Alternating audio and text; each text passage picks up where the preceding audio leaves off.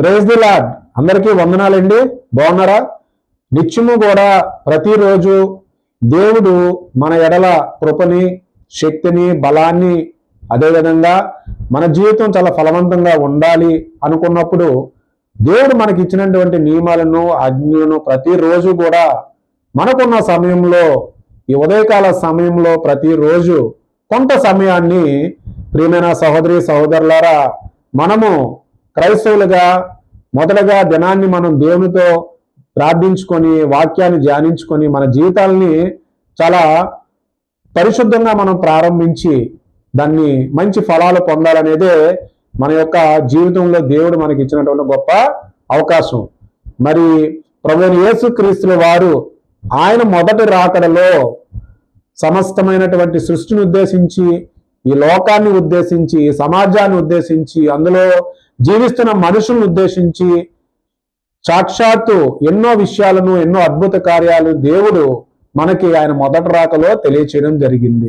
మరి ఆయన మొదటి రాకల్లో ప్రభువైన యేసుక్రీస్తుల వారు ఆయన యొక్క జీవితాన్ని గురించి, అదేవిధంగా ఆయన చేసిన పరిచర్యల గురించి, ఆయన చేసినటువంటి అద్భుత కార్యాల గురించి, ఆయన మన జీవితాల్లో ఏ విధంగా ఉండాలనే గొప్ప విషయాలను మనము నేటి దినం మళ్ళీ తెలుసుకుందాం. మరి ఈ రోజు మనము ధ్యానించుకోబోయేటువంటి అంశము లూకా సువార్త 20వ అధ్యాయము. లూకా సువార్త 20 అధ్యాయంలోని అంశాలు ఏమేమి ఉన్నాయని ముందుగా మనం తెలుసుకొని, ఆ తర్వాత అందులో ఉన్నటువంటి ఒక ప్రధానమైన అంశాన్ని మనం ధ్యానించుకుందాం. ముందుగా మనం లూకా సువార్తలో ఉన్నటువంటి అధ్యాయాలు మనం చూసుకున్నట్టయితే ప్రియమైన సహోదరి సహోదరులారా, 47 వచనాలు ఇందులో పొందపరచడం జరిగింది. అందులో ఈ 47 వచనాల్ని మనం చూసుకున్నట్టయితే మొత్తంగా వీటిని మనము 6 భాగాలుగా మనము వీటిని ధ్యానించుకున్నట్టయితే ఈ యొక్క 47 వచనాలు ఈ యొక్క అధ్యాయంలో ఎందుకు పొందపరిచారు, దీని ద్వారా మనం ఏం తెలుసుకోవచ్చు అనే అంశాలను మనం తెలుసుకోవచ్చు. మరి ముందుగా మనం చూసినట్టయితే డిస్ప్లేలో 1 నుంచి 8 అధ్యాయాలు మనం చూసుకుంటే యూదుల నాయకులు యేసుక్రీస్తును ప్రశ్నించుట. రెండవదిగా మనం చూసుకుంటే 9 నుంచి 19 వచనాలు రైతు ఉపమానము, ద్రాక్ష తోటకు సంబంధించినటువంటి ఒక ఉపమానము. మూడవ భాగంలో 20 నుంచి 26 వచనాలు చక్రవర్తికి పన్ను చెల్లించటం.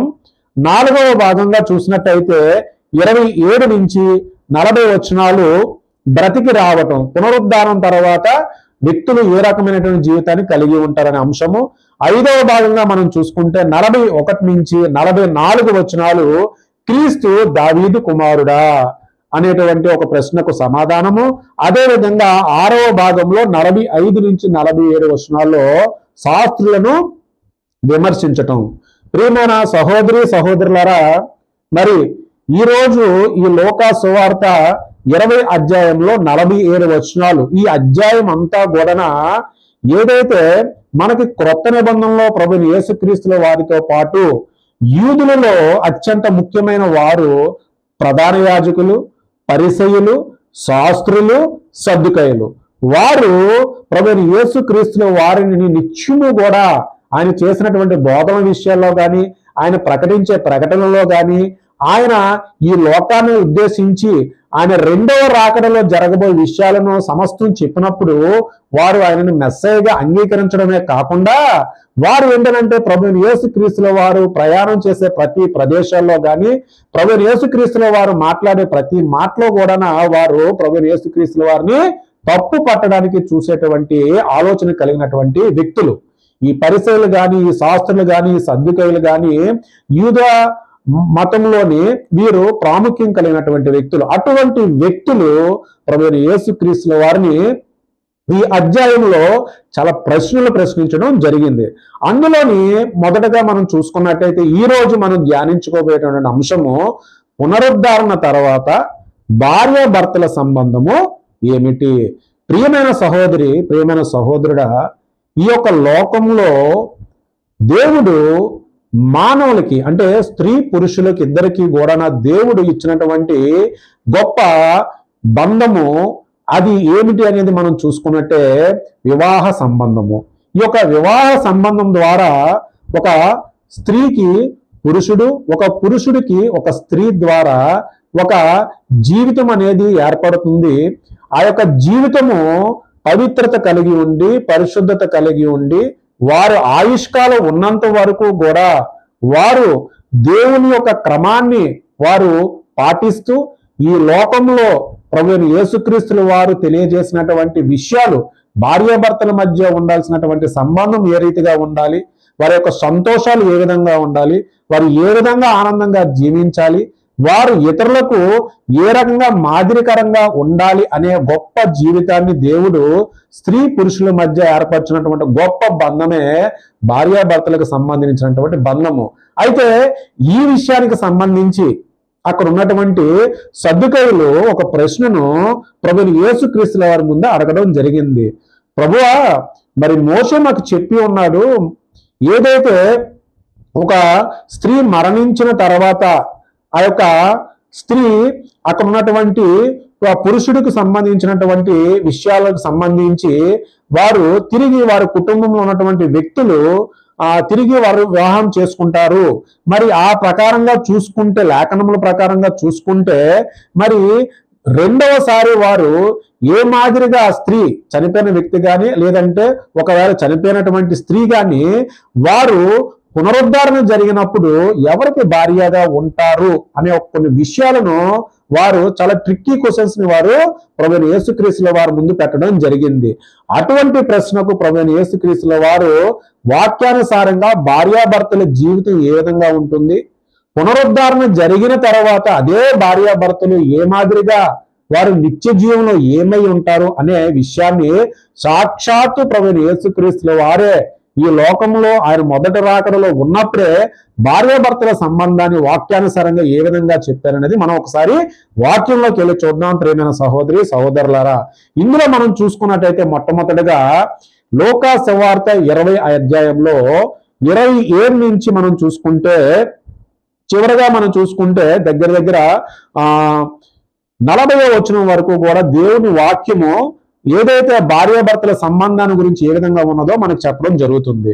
పునరుద్ధానము లేదని చెప్పిన సద్దుకయ్యులు కొందరు ఆయన యొద్దకు వచ్చి ఆయనను ఇట్లా అడిగారు. ప్రభువైన యేసుక్రీస్తుల వారిని అడిగారట, బోధకుడా, భార్య బ్రతికి ఉండగా ఒకని సహోదరుడు సంతానము లేక చనిపోయిన ఎడల అతని సహోదరుని భార్యను పెళ్లి చేసుకొని తన సహోదరునికి సంతానము కలుగు చేయవలని మోషే మాకు రాసి ఇచ్చెను. 7 సహోదరులు ఉండిరి. మొదటి వాడు ఒక స్త్రీని పెళ్లి చేసుకున్న సంతానం లేక చనిపోయాను. 2వ వాడును 3వ వాడును ఆమెను పెళ్లి చేసుకున్నరి. ఆ ప్రకారమే 7 ఆమెను పెళ్లి చేసుకున్నది. ఆ ప్రకారమే 7 ఆమెను పెండ్లాడి సంతానం లేక చనిపోయి పిమ్మట ఆ స్త్రీ చనిపోయాను. కాబట్టి పునరుద్ధానమందు ఆమె వారిలో ఎవనికి భార్యగా ఉండును? ఆ తర్వాత 7 ఆమె భార్యగా ఉండిన కదా అనరి. అందుకు యేసుక్రీస్తుల వారు అడిగినటువంటి ప్రశ్నకు సమాధానం ఏ విధంగా చెప్పారనంటే, ఈ లోకపు జనులు పెళ్లి చేసుకుందరు, పెళ్లికి ఇవ్వబడుదురు గాని పరమున మృతులు పునరుద్ధానము పొందుటకు యోగ్యులని ఎంచబడిన వారు పెళ్లి చేసుకొనరు, పెళ్లికి ఇవ్వబడరు. వారు పునరుద్ధానములో పాలువారై ఉండి దేవదూత సమానులను దేవుని కుమారులనే ఉందురు గనుక వారికను చావనేరరు. మరి ఈ మాదిరిగా ప్రభువైన యేసుక్రీస్తుల వారు చెప్పినటువంటి మాట ఏంటంటే, ఆయన సజీవులకే దేవుడు గాని మృతులకు దేవుడు కాడు.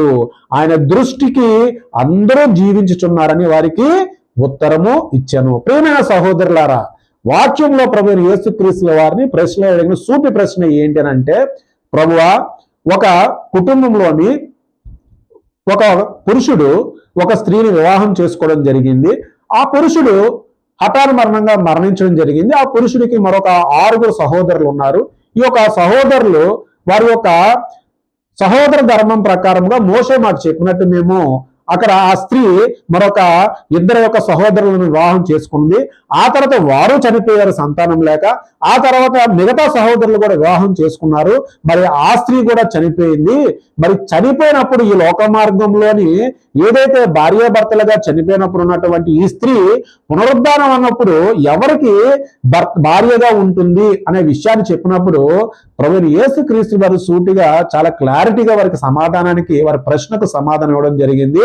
ప్రియమైన సహోదరి సహోదరులారా, ఈ లోకంలో ఈ భూమిలో, ఈ సృష్టిలో ఏదైతే మన ఆయుష్కాలం ఉన్నంత వరకు కూడా భార్య భర్తలు ఇద్దరు కూడా పవిత్రమైన జీవితాన్ని కలిగి ఉండి, పరిశుద్ధత కలిగి ఉండి, వారికి నియమించినటువంటి నియమాలను, వారికి ఇచ్చినటువంటి ఆజ్ఞలను ఒకరికి ఒకరు వారు జీవితాంతం కూడా వారు ఈ లోక మార్గంలో బ్రతికున్నంత వరకు కలిసి ఉంటారు. ఆ తర్వాత వారు మరణించడం అనేది జరుగుతుంది. వారు మరణించడం అయితే జరుగుతుంది. వారు మృతులై ఉండి పునరుద్ధరణ అవుతారు. కానీ ఎక్కడైతే యోగ్యత కలిగి, అనగా ఇక్కడ వాక్యంలో మనం చూస్తే ఒక వాక్యం చాలా క్లారిటీగా ఉంటుంది. ఇక్కడ ఏంటంటే, పునరుద్ధరణ పొందుటకు యోగ్యులని ఎంచబడిన వారు. యోగ్యులంటే ప్రభువైన యేసుక్రీస్తుల వారు ఆ పవిత్రతమైనటువంటి వివాహ సంబంధాన్ని కలిగిన స్త్రీ పురుషులు వారు మరణించిన తర్వాత ఆ యొక్క పునరుద్ధరణము వారి శరీరానికి వారి పొందిన తర్వాత వారట పరలోకం అనగా నిత్య లోకంలోని, నిత్య జీవితంలోని వారు ఏమై ఉంటారు అనేది మనకి ఇక్కడ వాక్యం ఏం చెప్తుందంటే, దేవదూతలను దేవుని కుమారులై ఉంటారు అని ప్రభువైన యేసుక్రీస్తుల వారు వాక్యానుసారంగా మనకి చెప్పడం జరిగింది. ప్రియమైన సహోదరి సహోదరులారు, అంతేకాకుండా ప్రభువైన యేసుక్రీస్తు వారు చెప్పినటువంటి మాట ఏంటని మనం చూసుకుంటే, ఇక్కడ ఆయన సజీవులకే దేవుడు కానీ మృతులకు దేవుడు కాదు. ఈ యొక్క శరీరము, ఈ లోకంలో ఈ యొక్క శరీరంతో కూడుకున్నటువంటి సంబంధాలు కానీ, అదేవిధంగా స్త్రీ పురుషుల మధ్య ఉన్నటువంటి సంబంధాలే కానీ మరి ఏ మాదిరిగా ఉన్నా కూడా ఈ సంబంధం అంతా కూడా ఈ లోక మార్గంలో ఉన్నప్పుడే తిరిగి అటువంటి సంబంధంలోని పవిత్రత కలిగి ఉండి, పరిశుద్ధత కలిగి ఉండి, దేవుని ఎడల విశ్వాసం కలిగి ఉండి, ప్రతి స్త్రీ పురుషులు కూడా వారి యొక్క ఈ లోక మార్గాన్ని విడిచిపెట్టి వారు మృతి పొందిన తర్వాత వారి జీవితంలోని వారు పొందుకున్నటువంటి పరిశుద్ధతను బట్టి నిత్య లోకంలో కూడా వారు దేవుని సముఖంలో చక్కగా వారు దేవుని కుమారులై ఉండి దేవుని దేవదూతలై ఉంటారని వాక్యం ఈరోజు మనకి తెలియచేయడం జరుగుతుంది. ప్రియమైన సహోదరి సహోదరులారా, మరి అదే మాదిరిగా మనం చూసుకుంటే ఇదే అధ్యాయంలో లూకా సువార్తలోని ప్రభువైన యేసుక్రీస్తుల వారు మొదటి వచనం నుంచి మనం చూసుకుంటే కొన్ని విషయాలు 8వ వచనం వరకు కూడా ప్రభువైన యేసుక్రీస్తుల వారు చేసినటువంటి స్వస్థతలు లేకపోతే కార్యక్రమాలన్నీ ఏ అధికారంతో చేస్తున్నామని అడగడము, ప్రశ్నించడము, దానికి ప్రభువైన యేసుక్రీస్తుల వారు సమాధానం చెప్పడము, ద్రాక్ష తోట ఉపమాన ఒక యజమాని కౌలుకి ఇచ్చి ద్రాక్ష తోటకి వెళ్ళిన తర్వాత అక్కడ జరిగినటువంటి ఒక ఉపమాన రీతిగా దేవుని రాజ్యం గురించి జరగబోయే విషయాల గురించి చెప్పడము, అదే విధంగా పన్ను చెల్లించే విధానంలోని ప్రభువైన యేసుక్రీస్తుల వారు ఏ రకమైన సమాధానం చెబుతారని తెలియజేసుకోవడము. ఆ తర్వాత చూసినట్టయితే ఈ రోజు మనం ధ్యానించుకునే అంశము పునరుద్ధరణ గురించి ప్రభువైన యేసుక్రీస్తుల వారు ఒక భార్యాభర్తల విషయంలోని ఏ మాదిరిగా ఎటువంటి సమాధానం మనకు చెప్పి ఉన్నారన్న విషయాలు. ఆ తర్వాత మనం చివరగా చూసుకున్నట్టయితే ఏదైతే ఈ ప్రశ్నలు అడిగినటువంటి పరిసయ్యుల విషయంలో గాని, శాస్త్రుల విషయంలో గాని, సద్దుకైల విషయంలో ప్రభువైన యేసుక్రీస్తుల వారు చెప్పినటువంటి మరొక మాట ఏంటి అనేది మనం చూసుకున్నట్టయితే ఇక్కడ చివరగా మనం చూస్తే, ప్రజలందరూ వినుచుండగా ఆయన ఇట్లనను, శాస్త్రుల గురించి జాగ్రత్త పడుడి, వారు నిలువుటంగీలు ధరించుకొని తిరుగుకొనుచురు, సంత వీధులలో వందనములు, సమాజ మందిరంలో అగ్రపీఠంలోని విందులలోను అగ్రస్థానంలోను కోరుదురు. వారు విధవరాంధ్ర ఇండ్లను ద్రింగిమింగుచు మాయా వేషంగా దీర్ఘ ప్రార్థనలు చేయుదురు. మాయా వేషంగా దీర్ఘ ప్రార్థనలు చేయుదురు.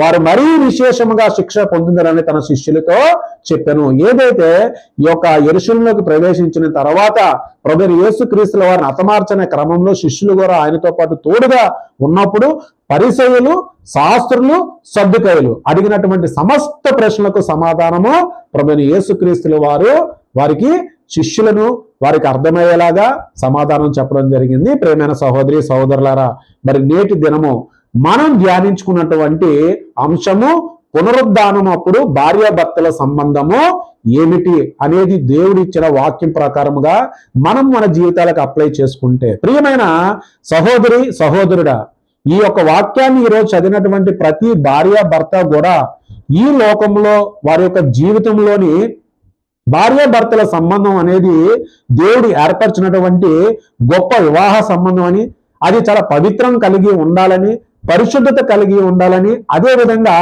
వివాహం చేసుకున్నటువంటి పురుషుడు గాని స్త్రీ గాని ఒకరికి ఒకరు లోబడి ఉండాలని, వారు ఏకమనస్కులై ఉండి వారి జీవిత కాలంలో వారి ఆయుష్కాలం ఉన్నంత వరకు కూడా దేవుడి మార్గాన్ని, దేవుడు చెప్పినటువంటి విధానాన్ని అవలంబిస్తూ అట్టి పరిశుద్ధ జీవితాన్ని కలిగి ఉండాలనే విధంగా మన జీవితాలకు కూడా మనం అప్లై చేసుకున్నట్టయితే మరి నేటి సమాజంలో భార్యాభర్తలుగా ఉన్నటువంటి వారు మరి ఏ మాదిరమైన జీవితాన్ని కలిగి ఉండాలి? ప్రభువైన యేసుక్రీస్తుల వారు ఆయన మొదటి రాకడలో ప్రజలను ఉద్దేశించి, అందులో వివాహ సంబంధానికి ఉద్దేశించి ఆయన చెప్పినటువంటి గొప్ప మాటలు మనం మన యొక్క హృదయాలలోని ప్రతి భార్యాభర్తలు కూడా కుటుంబం ఏర్పరచుకున్న తర్వాత, పిల్లలు ఏర్పరచుకున్న తర్వాత దేవుడు ఏర్పరిచినటువంటి ఈ యొక్క సంబంధాన్ని చివరి వరకు కూడా, మరణము చివరి వరకు కూడా వారు అన్యోన్యమైన జీవితాన్ని ఉండాలి, ఏక మనసును కలిగి ఉండాలి.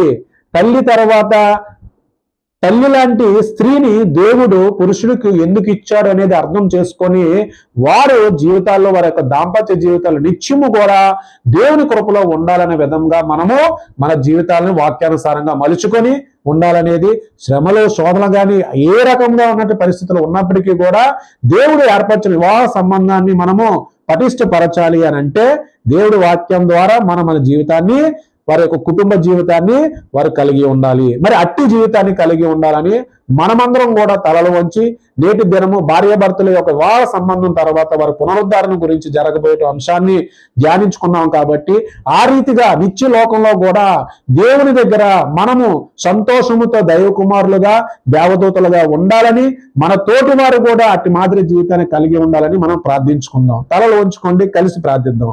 మహిమ గల ప్రభువా, తండ్రి కుడిపార్శ్వన ఆసీనుడివై ఉండి ప్రభువా, నీ మొదటి రాకడలో ప్రభువా తండ్రి పునరుద్ధానము తర్వాత భార్యాభర్తలకు సంబంధించినటువంటి గొప్ప విషయాలను నేటి దినము ప్రభువా రక్షణ వాక్య కార్యక్రమం ద్వారా మేము కలిసి ధ్యానించుకున్నాం. ప్రభువా, ఈ వాక్యాన్ని చదివిన తర్వాత ప్రభువా తండ్రి వివాహ జీవితం యొక్క గొప్పతనాన్ని, స్త్రీ పురుషుల యొక్క బంధాన్ని గురించి ప్రభువా, పవిత్రత గురించి, పరిశుద్ధత గురించి, విశ్వనీయత గురించి ప్రభువా తండ్రి మేము ప్రభువా మా హృదయాలలో మేము స్థిరపరుచుకున్నాము. ప్రభువా, మరి ఈ సమాజంలో, ఈ లోకంలో ప్రభువా తండ్రి ఎన్నో శ్రమలలో ఉండి, ఎన్నో శోధనలో ఉండి ప్రభువా, ఎన్నో ప్రతికూల సమస్యల్లో ఉండి విడిపోతున్నటువంటి వారి భార్యాభర్తల విషయాల పట్ల కానీ ప్రభువా తండ్రి అనవసరమైనటువంటి విషయాల పట్ల కలత చెంది ప్రభువా విడాకులు తీసుకొని వారి జీవితాలలో ప్రభువా వివాహ సంబంధాన్ని కోల్పోతున్నారు వారి గురించి కానీ ప్రభువా తండ్రి చెడుదారుల్లోని ప్రవర్తించి అనవసరమైన హైక విచారములతో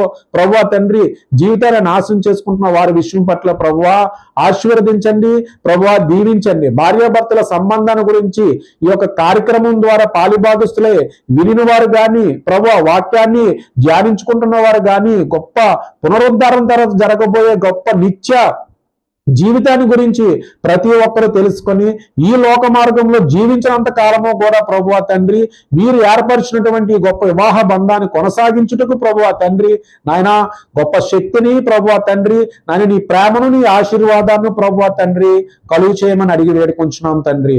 పరలోకమున్న మా తండ్రి, నీ నామం పరిశుద్ధపరచబడును గాక, నీ రాజ్యము వచ్చును గాక, నీ చిత్తము పరలోకమందు నెరవేరబడినట్టు భూమి అందు నెరవేరబడును గాక. అనుదిన ఆహారము నేడు మాకు దయచేయండి. మా ఎడల అపరాధములు చేసిన వారిని మేము క్షమించిన ప్రకారముగాను తండ్రి మా అపరాధము క్షమించును.